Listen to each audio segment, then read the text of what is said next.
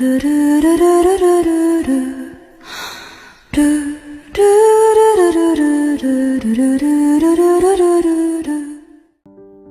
hapon mga kahidlaw. Ako nga pala si Sunny Copila Jr., ang inyong Assistant Director sa dalawang kategorya na Music Video at Studentory. At isa pa, ang inyong News Anchor sa Radio Broadcasting. Okay, isa sa mga naging reaction ko is ito ay maganda at exciting at makabago para sa akin. Dahil ang pagiging isang Assistant Director ay hindi lang basta-basta gagawin bilang isang diretso. Kumbaga para sa akin, ako ang magbibigay ng ingredients sa masarap na lutong papanoorin ng mga manonood sa atin para sa Hidlawan Productions. Sige, so.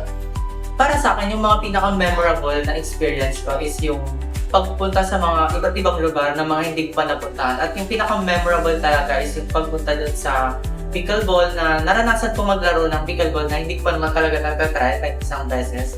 But also, para sa akin, enjoying and memorable din naman yung studentory dahil doon na-explore ko yung sarili ko kung paano ba pakinggan yung mga tao na hindi pa natin napapakinggan, yung mga unheard or unseen na mangyayari sa kanila. So, para sa akin, yung mga ganong experience is refreshing kasi hindi lang basta panlabas na anyo yung nakikita ko sa mga tao. So, para sa akin, yung mga hardest part siguro is very medium lang or sakto-sakto lang tayo na chill lang. Kasi para sa akin, na-enjoy pa rin naman ako kahit nahihirapan ako sa mga part na pagko-commute nga, mahirap nga, yun nga yung pinaka-mahirap na part. But also, pagdating nun, medyo nawawala na yung pinaghirapan ko commute kasi masaya talaga kapag kasama na yung ka-production mo ng production team nyo, ginagawa nyo na yung mga pag-videos and pag-actings at also editing. So, para sa akin, hindi siya sobrang mahirap. Kumbaga, mahirap siya, pero mawala lahat ng pagod mo kapag napanood mo na yung mga ginawa nyo, makasiyahan nyo bilang isang Hidlawan production. So ayun, para sa akin, kung may regrets man ako or wala. So para sa akin, wala rin. Wala akong mahanap na regrets kasi overall, masaya siyang gawin. Also, mag-expenses ka, may mga gagawin kayong katuwaan, mga makabagong experience na makapagbibigay ng butterfly sa mga tamis nyo na hindi nyo pa natatry.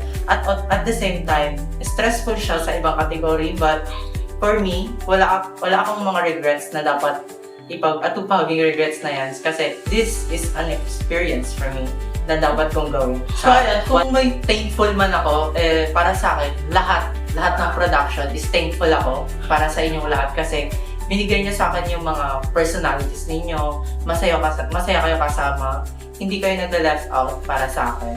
And then, kung may unexpected man ako na friends is I think yung assistant director ko talaga na akala ko may intimidate ako ng buo at the same time, hindi ako makapagbigay ng maayos na ingredients para sa sangkap na binuo niya na productions. So para sa akin, mas na-enjoy ko pala siya bilang isang tao at mas naging close kami. Walang iba kundi si Ate Sophia. At proud na proud ako sa kanya bilang isang directors. Ayun, para sa akin, masaya ako para sa kanya and para sa buong production na Hidlawan. Kung i-describe ko man ang sinimalente nito para sa Hidlawan Productions, ay para sa akin, isa siyang butterfly. Hello, para sa production ko, masaya ako na naging production team ko kayo at sana patuloy pa tayo makapaggawa ng Hidlawan Production para sa susunod na senior high at pag-usayan pa natin yung mga gagawin nating category sa susunod. So good luck sa atin, Hidlawan Production! What's up mga kahidlaw? Ako nga pala si Sunny Copila Jr., ang inyong Assistant Director sa dalawang kategorya at News Anchor. Ako nga pala inaanyayahan kayong bumili ng ticket. At para sa aming Facebook page, pwede kayong mag-message at magtanong lang para malaman at masagot ang inyong mga katanungan. Yan lang, bili kayo ticket. Bye!